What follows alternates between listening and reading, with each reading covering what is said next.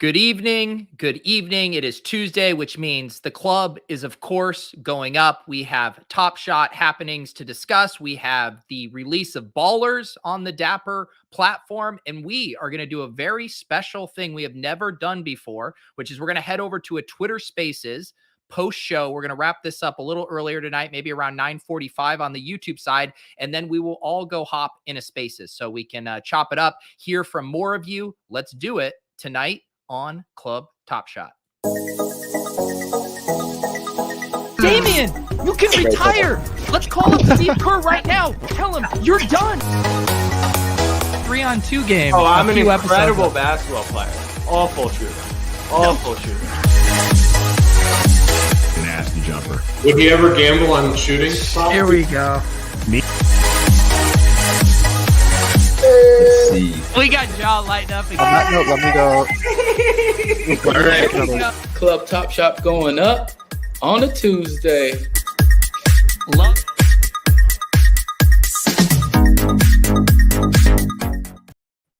You know we're doing good. Eric is already tilting us doing a Spaces. My God, dude. I said we're going to do 45 minutes of YouTube. Can we just try something new? I mean, is this an awful idea or do we like this idea, guys? We like the idea. We like the idea a lot. We want to hear from more people. We want to bring people on stage. We want to hear their thoughts. It's enough of our voices at some point, you know? It is really interesting, Jack. I don't know if you've noticed this, but you know, when I go on to my feed with the Spaces, I see all kinds of NFT spaces. I don't see anyone from the fantasy community. I don't see like a lot of general sports spaces. Are you seeing that with your followers? Yeah, I don't truthfully ever click into Spaces either. But if you're watching this, make sure you do. But yeah, you're right. It's not a platform. The NBA's messed around with it. There was some fun, like, people were using it like for Gossip Hub. Like there's been interesting use cases, but nothing has really stuck like how we thought how Clubhouse was used. Well, what you wouldn't know. Or you would know. What couldn't you get on? You couldn't get on Clubhouse. Yeah. Yes. I didn't get on Clubhouse. No iPhone. I knew Twitter Spaces was going to win out, so I just didn't bother. Yeah, so Twitter Spaces has won out, but it definitely has not taken like the incredible IP or conversations that Clubhouse was garnering, because for whatever reason, it just doesn't have that vibe. Yeah. Speaking of different platforms and NFT content, Jack, I saw your new NFT show on Snapchat was absolutely crushing. Are you molding the minds of these 19-year-olds into becoming NFT bros? Guys, just wait. I am setting everyone up to come buy our bag. So have no worries. Episode 3, we'll start with segment 1, which will be how to buy your first NFT. So we're good. Just hold on. Jack, I'm a bad friend. I don't know anything about this. Talk to me. What is this program? What are you doing? How are you molding the minds? So Snapback Sports, which is my little media company, is the biggest sports Snapchat account. So think of like an Instagram account, Twitter account, House of Highlights on Snapchat. You also have shows on Snap, so like original content series. So we launched a show that's just like my sports takes. And then we saw the success of that because Snap feeds that to new followers because they sell against it and then it's a rev share. And so we're like, this audience needs to hear about NFTs and crypto collectibles, finances, etc. And so episode 1 went well. Episode 2, you throw Stephen Curry and a Bored Ape in a thumbnail, and I guess you're cooking with gas. So, yeah, it's going well. What are the replies or the comments you get from that crowd? Is it are the kids right click save as? Or are they more what's their reaction to it? So on the show, Snap actually doesn't allow you to reply back or comment. So where YouTube is removing the dislike button, sorry to all our lazy lions, we can now talk unlimited shit. I missed that. That's official. Yeah, YouTube's going to remove the dislike button. And so one of the founders of YouTube has the account rights to the original first video ever posted on YouTube. You should make it into an NFT. But he changed the pinned comment on it to like, don't take away dislikes. That's embarrassing. Like he's like coming at the people running YouTube. Besides the point. So you can't reply to the shows, but my personal account, like I've posted about it, you've definitely got some boomer kids, right click, save, you know, those boomer 18-year-olds are the worst. But one kid replied today and was like, I made $4,000 last week flipping NFTs. I was like, that's almost a full ETH when you put it like that. Well, these days it is. Yeah.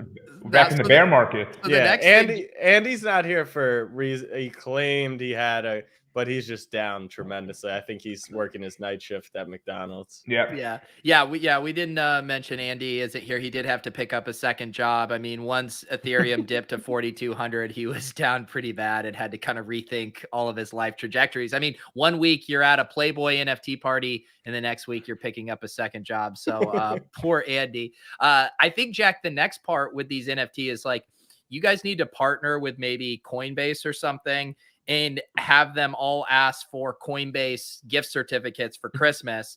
And then you hit them with the MetaMask tutorial, and then we're off to the races. That's what I'm saying. I'm working it. I see people in the chat who are like, is this why Knights of Degen has doubled over the past week?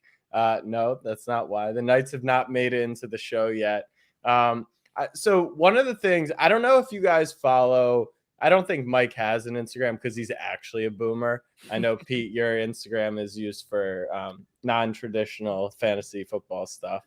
But I don't know if you follow any of the NFT stuff on Instagram. So not a lot, yeah. Yeah, there's a few big pages. It's like NFT Money, Metaverse. And one of them's really good. Metaverse is really good. It's a genuine news delivery, kind of gives you the lay of the land. NFT, because we wanted to get our drop for Knights promoted, just like get it out in the world. And NFT like sent us back a rate card. Yeah. So a lot of these platforms are like, just using it as advertising. Which prices in ETH or US dollars? That's a good question. They should have priced it in ETH because we were like, it was like $25,000 for a post 3 weeks out. Like they are booked to the nines. Jesus. Because if you're new to NFTs and you come to this page and you see like, oh, this collection is doing this and it's $300, it's like, okay, no one knows where to go. Like we're so far in this bubble. I get questions every single day. Like, how do I buy one? Where do I go? All that stuff. So trying not to be one of those pages where like you're a paid shill, because I just think that you become, you're corrupt at that point. You've been corrupted. We only shill Underdog Fantasy. So that's right. Peter, Underdog. Welcome to the stream. What's up, How we Pete? doing, buddy? Yo, I was doing everything I could, and Gracie Bath and just running late. So apologies, I'm late. I don't even have a drink. I mean, wow.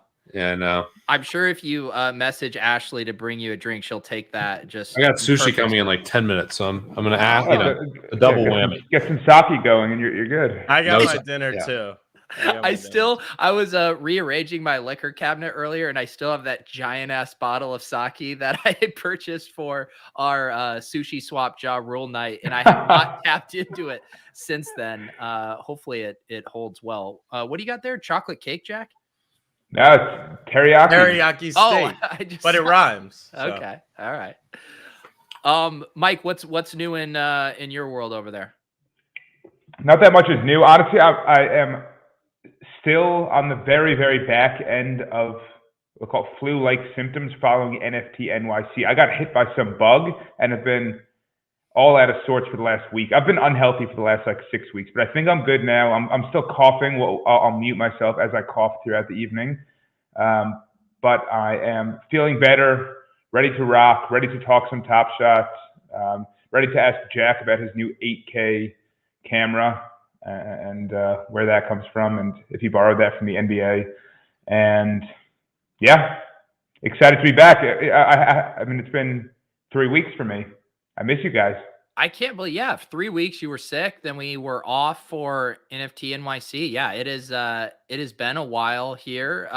We've had a decent amount of stuff going on in the Top Shot space. I feel like, the big news was kind of the botch challenge or the initial rollout of the challenge. Why don't you let people kind of know what went down with that? Yes, so there've been a few issues recently. So I think the first, I don't know the exact time. I think the first issue was there was a Diana Taurasi fandom moment that required, I think it was 4 legendary moments from the In Her Bag set, and that upset quite a few people because there were a lot of people who were collecting every single one of those moments, and they were maintaining a full fandom set. And this the Diana Taurasi moment capped out at the most that could possibly be would be 125 of them. Obviously, that's super unlikely because you need 4 different legendaries and they're not perfectly distributed and there's some multiple owners. So it's probably going to be sub 100 circulation. I don't know. Did that mint happen? I don't know if that mint actually happened, but I know that the people were upset about that because there were a lot of people who had 9 of 9 moments or whatever it was and wanted to keep that as a full set and no longer would be eligible to do that without spending thousands of dollars.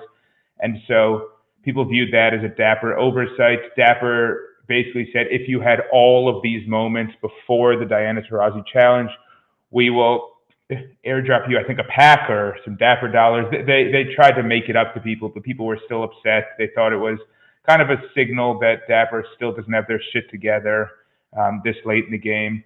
Then in real quick, I might be incorrect on this, but in the email for it too, didn't they say like it was like Brittany Griner or something? That could have been something else. That could have been the first Taurasi challenge, but I'm pretty sure like the subject line was Taurasi, then in the email was Griner. I don't know. Chat may be able to confirm that.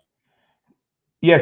So yeah, I don't know about that, but that kind of segues into the second theme of issues, which is there have been a lot of typos, mistakes, things like that in emails and on the moments themselves. There was one misnamed player, there was an incorrect date recently, and I think a lot of people are like, all right, look, when it was 4 months in and this was a brand new thing and you were dealing with explosive user growth, fine, we get that. Now you've had plenty of time to hire quality control. How are these issues still happening today? And I think it's valid. It's a very valuable company. This is their flagship product. They kind of hold themselves to almost a higher standard and kind of say, we are not like one of these 10,000 edition projects or profile picture projects. We're better than that. We're affiliated with the NBA where we have significant valuation. We've got real VCs behind us. And yet the product in some ways has been lacking.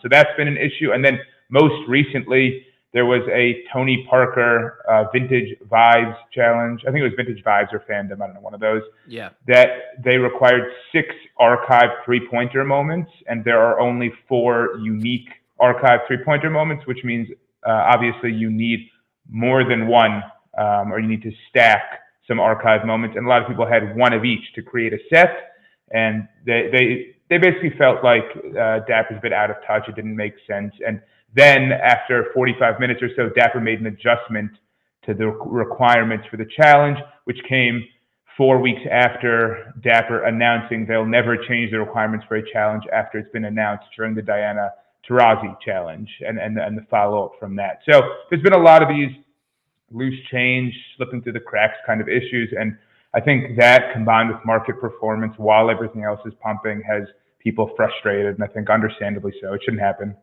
Yeah, Michael says in the chat, I don't think people would care about these mess ups nearly as much if the market wasn't down. And I'll even toss out that if the market wasn't down like 30%, it's just too, it's when stuff adds up, right? And people are now going out of their way to find things to be upset at Top Shot about.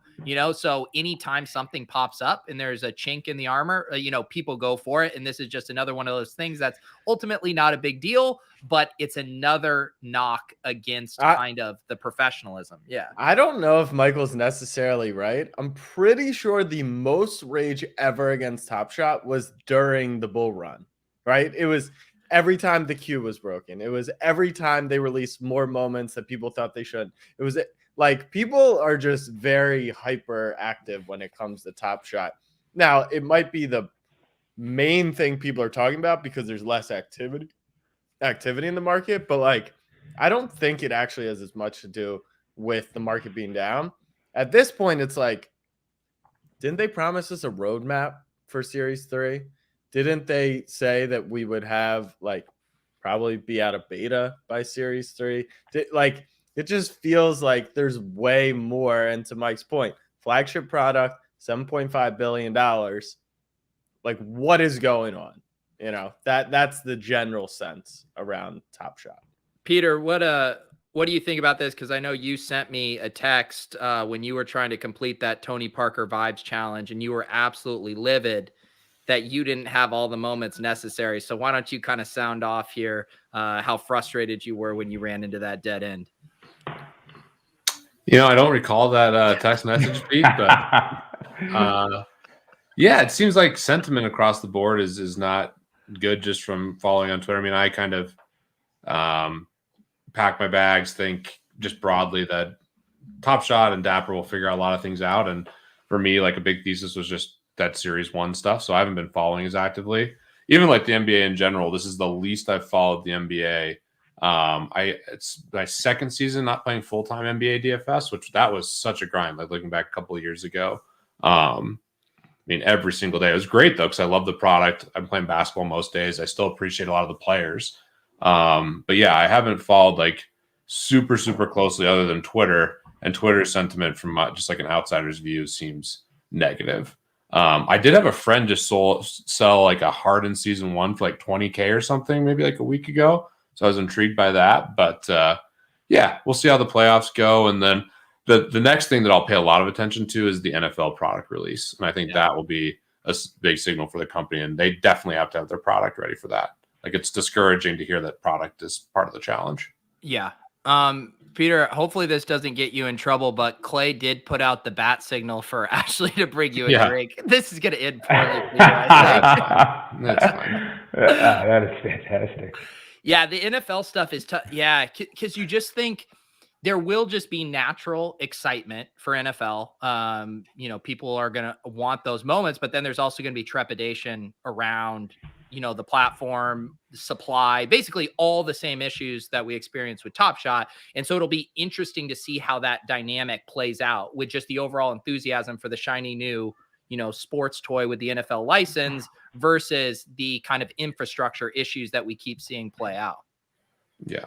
Also, I mean, just as a whole, I mean, NFTs across the board are down a significant amount from the highs. I mean, we've had a lot of recent run up, mostly tied to like Bored Apes and things. And today there's a couple other projects that popped off, and obviously there's different ebbs and flows. But it's interesting. How do you guys like if you charted like the total market value, or however you want to define these things with Top Shot, Punks, Apes across the board? How do you think they've been trending? Like, I think there's different periods of time. So yeah, let's say 2021 as an example. Well, I mean, apes are absolutely ripping now. We had the Jimmy Fallon tweet, a lot of that. I mean, they're coming off of a big NFT NYC week. Jack, I saw you had your engagement farming post about them flipping Punks. I mean, the apes are having a moment right now. Well, I mean, I want to keep this focused on Top Shot, but I am curious, more information, more data, our conversation with Mike. I've sided not against apes, but I've always said I like the thesis behind Punks more. But now it just feels like it's realistic. Like, it really feels that way. But we can talk about that later. I think, Pete, like 2021, obviously Top Shot, if you were in January, February, you're up. Like, rocket. Right. You can't be down. March, April was the crash. Then you probably were down 50%, I would guess. And then there was a little resurgence. And I think we're back down to those levels of 50% or even lower on obviously certain moments. But it does not feel like there's ever been, like, we've definitely never gotten back to the peak, right? And whereas if you think of Punks, I think we're at like 500,000. Now we're at 400, 350,000. Like, but 3 months ago, this summer, they were 80K before, you know, that insane run up with Visa and all that. And the apes have just gone ballistic. So Top Shot it's another reason why people are upset at them, is because over essentially any time period, I feel like Top Shot's performing the worst. Yeah. And I mean, Mike, how do you feel about that too? Because we do see still a lot of, big accounts, whatever, these blue chip projects are, people want these high end rare blue chip NFTs. Like I haven't had my finger on the pulse of, Cosmics and these more rare top shots, but do we have any sales? Is there any movement? Is there any interest in the best top shot moments right now? I would say very, very limited. I think that people are hesitant to put big dollars toward Top Shot right now until there's some market stability and some path going forward. The concern that I have in the short term, and it's something I've expressed before, is what drives the market today, and it's very, very much geared toward guessing what Dapper does next. The best way from a financial standpoint to play Top Shot right now is think what set was released recently, what hasn't been used in a challenge yet. Let's try and preemptively guess what Dapper is going to include in the next showcase challenge. That moment may go up 30 to 40%. No reason to look at Series 1, Series 2, Summer 2021, or anything that isn't likely to be in a challenge. And the problem is the farther we move away from the NBA collectible angle, the on-court performance, maybe the history of Series 1, and the more it moves towards just what's Dapper going to do next. And it doesn't even matter who is in the moment, what the moment is, what it represents. It just matters, did Dapper decide to put this in the next challenge? I think that's going to continue being it's going to be a rocky market with instability and lack of demand for anything outside of things in challenges right now. And so I think it's incumbent on Dapper to try and move back toward NBA collectible. That's why I'm here. I like basketball. I think there are some cool plays throughout the platform. I want to collect those.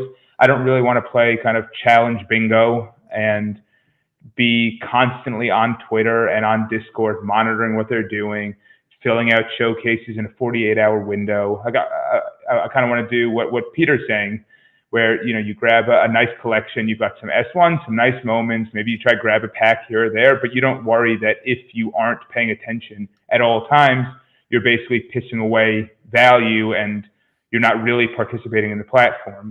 That's a very, very difficult thing to keep up with. It's tiring, and I don't think it's sustainable. And so I don't love that. I still really like the product long term. I think that, to me, this still resonates with me far more than apes would or punks would. I still think if I were an ape owner, the most exciting thing would be about Jimmy Fallon joining isn't, oh, I'm part of the same thing he's joining. It's I'll get exposure and that'll push the price up and then I can sell.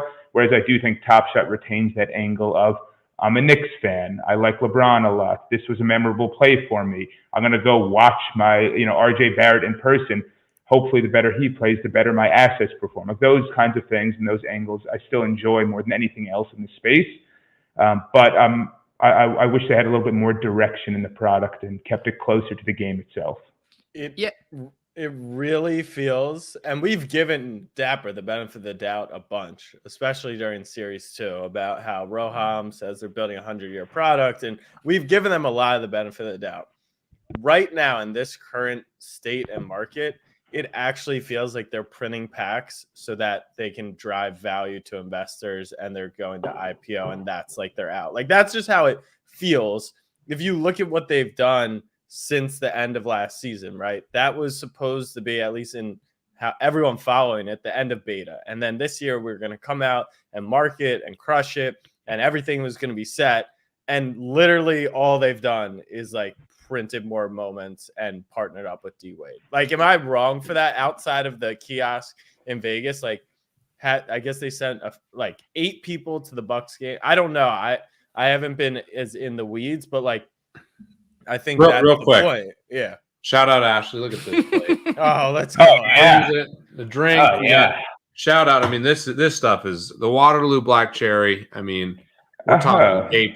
And then, haven't been drinking today. I'm going to try to lose some pounds, some salad. Oh, wow. Did you say you're going to try and lose some pounds as you I need to lose some weight.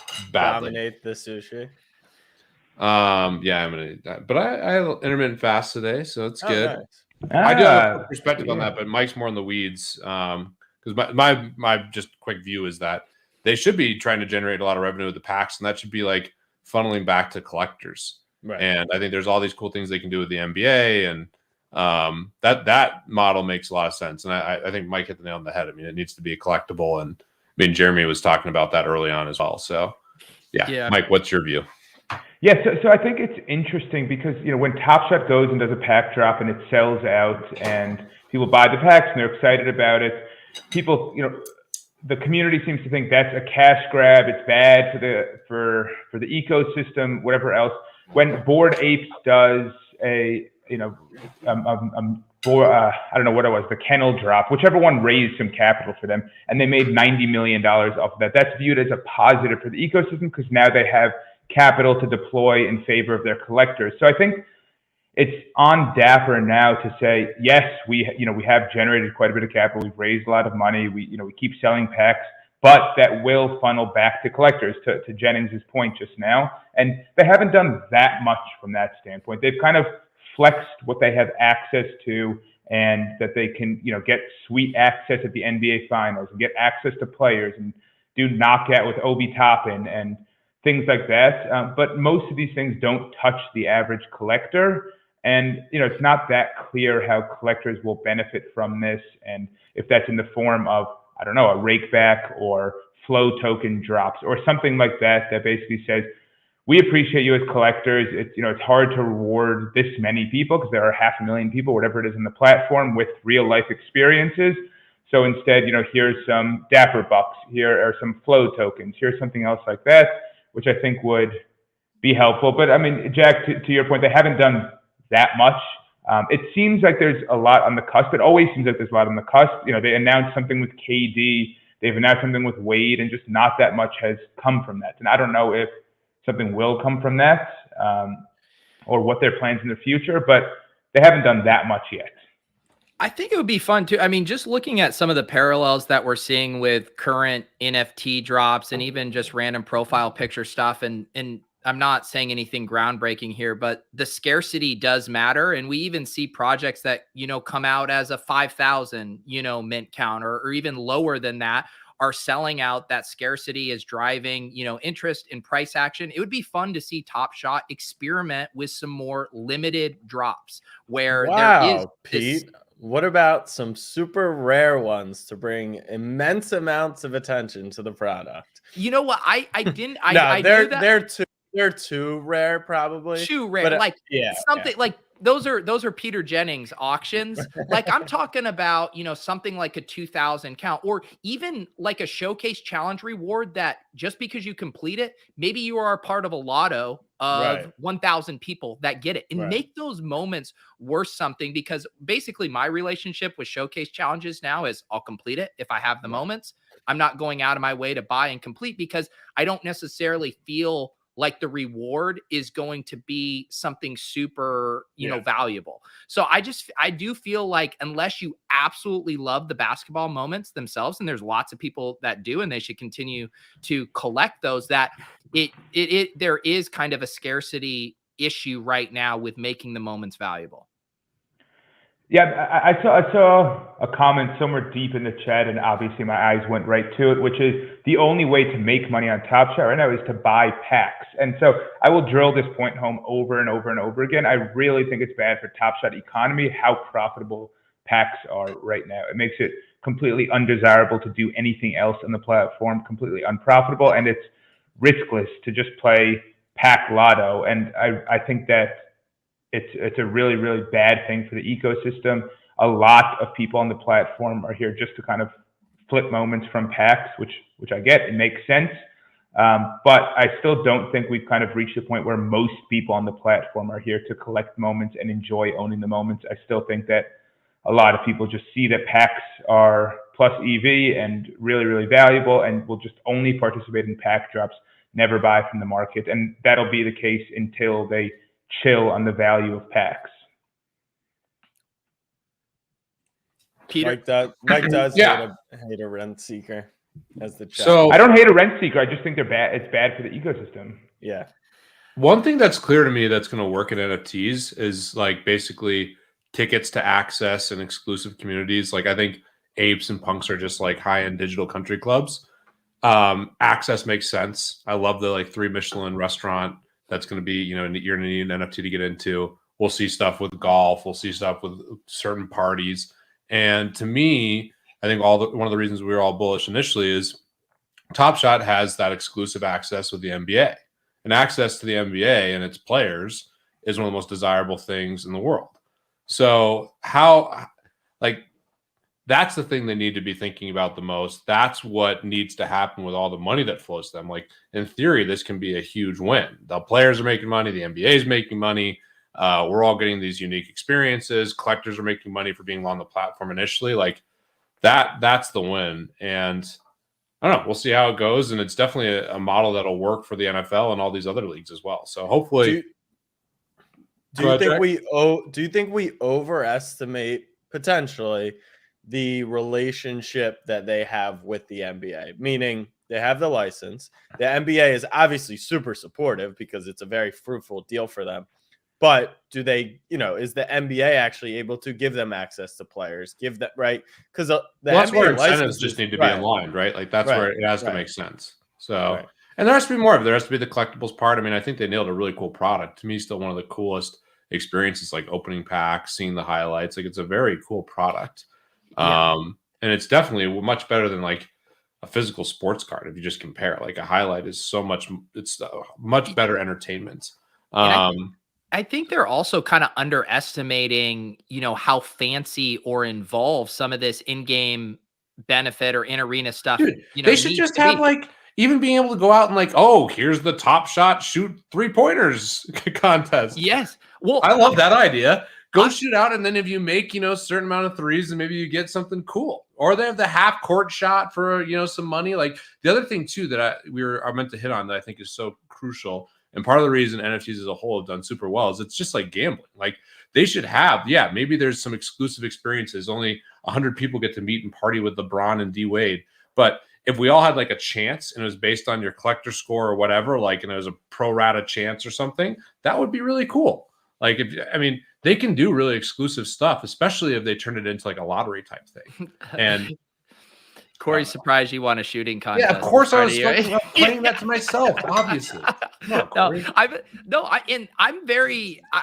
as cynical as they come. I'm going to the Celtics Lakers game on Friday. Cross my fingers. LeBron plays. Like, even if there was a kiosk where I could go scan, and for my collector score, I get like even just a ticket NFT to put in my digital collection that I was at this game, I would go fucking scan it at the kiosk and be like, 100%. By the way, why don't they have a partnership with like Bud Light or some of the stuff too? Like, they could do all these things where you get stuff at the games. That'd be great. But the ticket is I guess the question, do we not think all this stuff is coming? It's like it's obvious stuff. It's like clear that this would all be beneficial. We've all been talking about it for the last year now. Do we think that, like, they for some reason have less access than we think? B, they feel like they're not ready. C, they don't know these are options. I don't know. It's got to be like one of those. It's a decent logistics. There's probably a lot of in-arena stuff I know is very pricey. They're also very worried about, 100-person line. That's actually a bad experience, right? If you have a 30,000 person arena and even 100 people are in line, they're missing, over a quarter of the game. And they said in Vegas, right, they couldn't really filter people through. What experience do you even do? Is it just a QR code that gets you that? Do they have Top Shot representation to explain to people why they're coming up, right? So I also don't think it's as easy or monetarily like as simple as I think we think it is. Once again, I don't think that Top Shot can just hit up the NBA and be like, hey, we want to be in MSG tomorrow. Like, they probably have to go through the Knicks, through Madison Square Garden, pay the same that any vendor has to pay, get licenses, get, all that stuff. So, yes, it may be coming, but I think our initial perception was like, this is the NBA's thing, and they're going to do anything they can to make sure Top Shot gets whatever access. And I think slowly we're realizing, okay, they are treated more like just another business with an NBA license. Maybe they have a little advantage, but I don't know how much. Yeah, I think that's fair. On the real life experiences that Jennings mentioned, my boomer question is, do we think people care about the experiences, or do we think people care because they think the experiences will push the value of their bags, but they don't actually care about the experiences themselves. There's some cool experiences you can get where you can win real stuff. The other really lofty, if you want to go like the full blitz, like really expensive thing, like the Baller Arena now, I guess, or Ball Arena. It used to be the Pepsi Center. We have Club Lexus. Wait, Pete, it's not called the Pepsi Center anymore? No, it's called like Ball Arena. It's so, Are you I'm sorry, Ball Arena is a fantastic name. When did that happen? I've been calling it the last Pepsi couple Center years, show. maybe. I don't know. Jesus, 2 the years. Ball Arena. Something. Maybe I'm even getting it wrong. It's like an aluminum or something company. Jesus Christ, it's awful. LeVar Ball bought the naming rights. Anyways, then this Tilting. Lexus Club, which is just it's Ball Arena. It's the nuts, and it's only for courtside. You get free. You pay for the ticket. You get the booze. You get like they have like buffet, desserts, ice cream, all this cool. It's a great experience. You're back when you're in the locker room, and a lot of stadiums have put in like similar things or like certain areas. Like why not have a club Top Shot like in every arena? They should. That's where they should be investing the money. Even if it's the NBA is not giving it to them, they should be investing dollars there. Yeah, doesn't DraftKings have like something? Yeah, DraftKings has a bunch of suites and all this different stuff. There's activation to like sign up for DraftKings accounts at certain stadiums. I mean, that was a big thing with the Broncos initially. And we also see, I mean, I'm not going to be someone who receives those, but you guys would be. I mean, I still see, in Pete, you see them all the time. The people who play high volume on DraftKings are getting, I saw, was it Knowles fan? Was that? Yeah, you get sweet tickets. That's easy. He was on the field at the Chiefs Raiders game. Yeah, of course. Yeah. That's the kind of stuff they should do. Yeah. So yeah, I don't know. I do understand the part of logistics, being hard with that stuff, but they do need to start scaling up some of those benefits. And Mike, you were asking, how much of that is people want that experience versus just wanting their bags pumped. I would argue that a lot of people, like anyone who's just buying in the marketplace now, they're buying because they like those moments, right? Like no one's buying these thinking it's gonna like 5x in the next week. It also helps offset, right? Like if you do get this experience or even the chance at it, you can reason like, okay, this is why I own it, right? And so even if the price doesn't necessarily go up, the gap in what you paid or would pay, maybe that helps, right? And it is just paying for a ticket through a different medium. The thing I have high conviction on is that, and they're doing this a little bit with like the collector score, but there should be like lottery type payouts for certain things. And I think access to really cool things is cool, but there could be other things. You could just get tickets. You could give a variety of things, but take someone's collection, how much they've invested in the platform, and give them a random chance to win something really sick. Like that's why everyone loves minting NFTs, right? It's like, okay, here's the next PFP, like whatever. Maybe this one will pop well. And like, it's always exciting to mint something because you're gambling that you could get like the one super rare thing. And I think that Top Shot needs to have more of that. And it exists to a degree with the packs. And I think that's where a huge part of it should be going forward too. But there should be other stuff as well. Because I don't know. Yeah. The packs, I mean, like I said, it should just the pack should be like neutrally V, and the fun part of it should be like that gamble element. But the reward, like there should be extra incentive, or they should recirculate some of the revenue from the platform and some of these other like. Sit me courtside at a Knicks game, sit me anywhere at a Knicks game, and I probably complete a Knicks set, right? That's the whole reason Pete did it, was for some made up chance that we all convinced ourselves was coming. Like it's still happening. I bought a Quentin Richardson moment. It better happen. I bought an Andre Miller run it back moment. Right. We're still grinding these teams. Corey said, or who wrote it? Someone just wrote it. But they're saying, how can we scale up if we're still in beta? It's a good question. Like, how are we still in beta? And with that being said, the other thing I want to talk about tonight is like the communication. Pete actually mentioned the communication in February, and it is still not ironed out. Now through email, now through Alan is dropping hints, right? On we might see platinum and sooner than later. It's like, how are we still not buttoned up on this? Like it really feels like the product's in beta, and it's been so long that's why people are losing faith. It just doesn't make sense to me. No, I agree. I've always been hard on them for their comms, and they've been unresponsive to it. I would say just the comm side. It's like just have one person who's dedicated, just making sure there's uniform, consistent comms. And I really, really, really dislike the idea of, like, Alan leaking the Ultimates thing on I think it was Plunge's show, and someone coming on here and leaking information. They should be much, much tighter about market moving information and substantial information. And, like, even with the showcases, there's a Discord announcement, and 42 minutes later, there's an email, then there's a tweet 18 minutes after that, then there's a retraction, then there's a correction, and it's just like, tighten up. I'll say, the first time I was ever like, I don't know what the word would be, but I really thought the rake back thing, I get that if for legal reasons they might have had to change situation, that's fine. But acting like it never happened was one of the most bizarre things.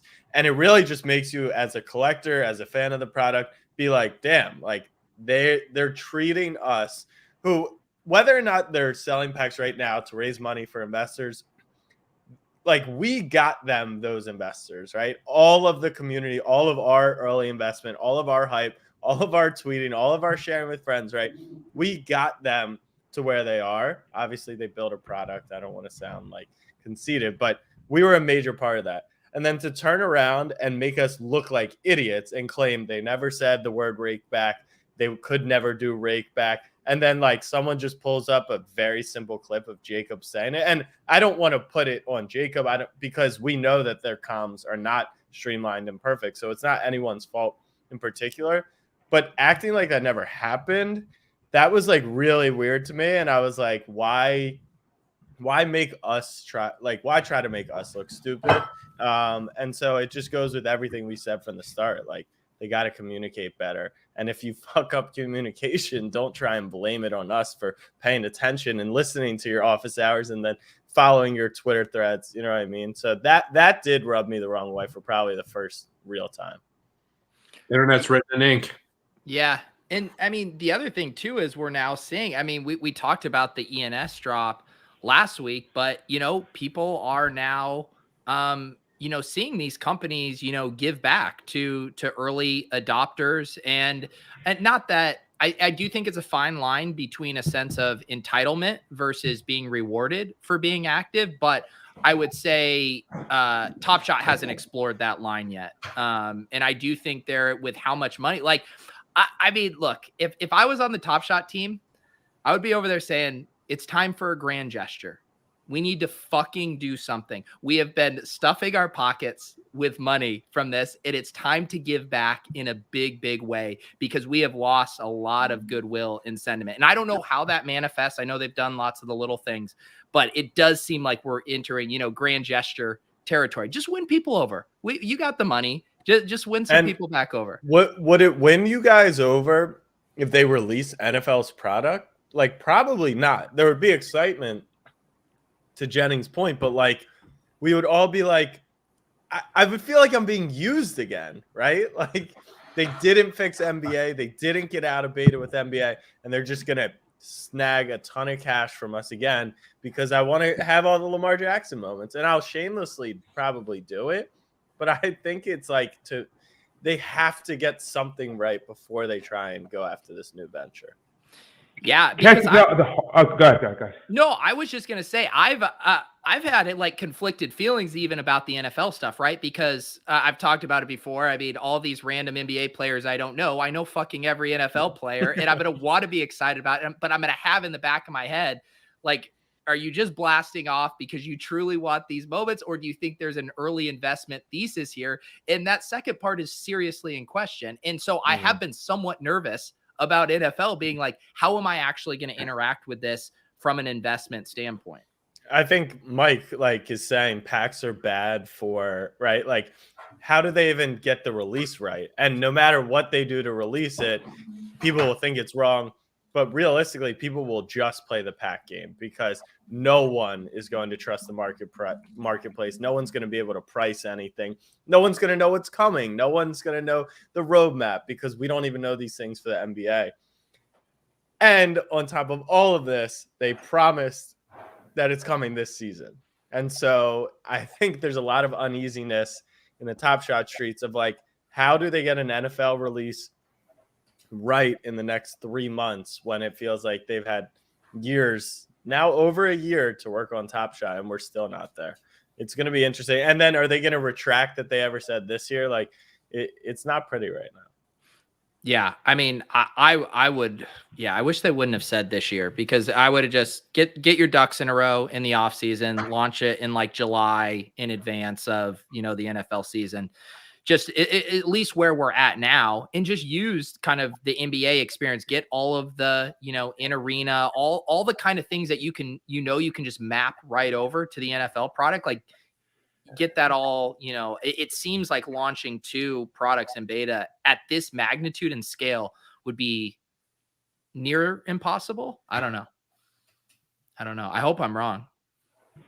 So my hard question is, do we think that what's going on behind the scenes might be them basically taking the perspective, we're going to take our licks in social media now, people are going to be upset, but we're getting everything organized and we don't mind if the market tanks right now, but whatever it is, at the start of next season, let's just say, for example, we're going to do a marketing blitz, we're going to do some real stuff with Kevin Durant and Wade, and there's going to be some people we lose along the way, but this is a tiny percentage of our ultimate user base. And let's say there's 500,000 people today on the platform. They think it's going to end up with 30 million. And so they've kind of said, you know what, let's just kind of deal with this. Let's keep everyone calm enough that the platform doesn't completely sink, but kind of fuck those people. And eventually we're going to bring in the masses, and those people will kind of quiet down and be drowned out by the excitement of all these new people we're bringing in. And we just don't have the resources, the manpower, or the care to placate these people and do an airdrop to keep them quiet for a month before they complain about something else. And let's just kind of bide our time until we are truly ready to get out of beta, and then we'll launch. And everyone from that point forward, and everyone from February 15th and before, will be fine. Everyone from February 15th to the end of this NBA season might be upset, and so be it. Yeah. I have two takes on that. One, part of the, I think, reserve to that, Mike, is like CryptoKitties was a thing in 2017, right? It's not like this team, obviously not the same people, but like you've seen Dapper led product like never rebound, right? To a degree. So that's hard. That's a tough comp, though. That's 2017 NFT world to this. Sure. But we're talking about building a unicorn, right? And they've built one, but they've built a unicorn before, essentially, and it just didn't work, right? And I agree that timing is totally different at this point. I think there's a lot of people who are probably nervous about that right now. What my question comes from, the genesis of it, is there's a lot of obvious things they could be doing right now. If they wanted a happier user base, they could start rolling out serious marketing campaigns. And I see that, yes, they're doing a little bit of marketing. There's the occasional like in-arena big screen thing. But like, I think all of us were expecting like on the court at MSG, it would say like NBA Top Shot this, maybe like literally a jersey patch, commercials during NBA games. Kiosks, things like that. And I do genuinely think that stuff is coming. So the question is, why not now? And I think the only reasonable explanation is they genuinely don't feel like they're ready. They either feel like they haven't figured out the economy, the platform's not where they want it to be, they're still working through regulatory issues. Who knows? But for some reason, they don't feel like they're ready to roll out these products. There's a lot of low-hanging fruit they could do to keep people happier now, to get more users on the platform, that they're not doing. And I don't know why, but I'm assuming there's some reason why. I don't know when that gets resolved, but the question from their standpoint is, do we just kind of keep things afloat right now, and then when that stuff gets resolved, we can kind of push the platform forward the way we want to? Or are they going to say, these people have kind of fought for us and defended us and stayed with us, so we should kind of reward them? And I do, as much of a joke as it's a joke, and I've mentioned it before, they are genuinely in beta. For anyone who's not comfortable with that, like, wait till they're out of beta. But they're in beta, which is I don't know, but that's them signaling to us there's more to come before we feel like we're ready to blow this thing out. Yeah. So the last thing I wanted to touch on, and I tweeted a thread on the general NFT market, is, everyone, we're so early. It's in beta, right? when marketing, when this big blitz of money, because they have $1 billion. I don't like want people to get misconstrued. Like, they have marketed. Like, Quavo did a live event. Dwayne Wade partnered up with them. They did a massive thing with Boardroom and Kevin Durant. They run Facebook ads. They run Instagram ads are all over. Yeah. So like, I'm just saying, of course they could sponsor an NBA team's jersey patch. And of course there's going to be a lot more money dumped in, but they're struggling for users. I know that for a fact. And their methods are not fully coming together. So I don't think that there's necessarily like just a flip of the switch like we once assumed. I just think that you have to be conscious of that. I agree. Oh, sorry. Go ahead. One sec. The last thing, and we've mentioned it before. Not everyone is going to be an NFT believer. Not everyone's going to collect moments because not everyone collects sports cards. Like, I think I'm the only one on here that collects sports cards. And you've got 4 massive sports fans. Pete's a major gambler. Pete works in fantasy football. Mike, you're like, you love finances in the market. And I'm the only one who collects really actively in that market. So who's to say just because you're a huge fan? Now, does the blockchain and signing up with an email make it much easier? Yes. But we do have to be conscious of like, just because you show 100,000 people Top Shot and say, here's a moment, doesn't necessarily mean we're going to capture that whole market. So. And one thing I was going to say about the whole win marketing thing is the best possible marketing, and this is true for all kinds of businesses, is it's giving back value to your existing and most engaged fan base. And then they become your marketing because they are evangelizing. They are so excited about that. Look at any successful NFT project. The reason that it moons is because their users are talking about it nonstop. That's your marketing. That's just like the run-up. Yeah, the run-up. Bleacher, ESPN, they all did it organically. The athletes, they did it too.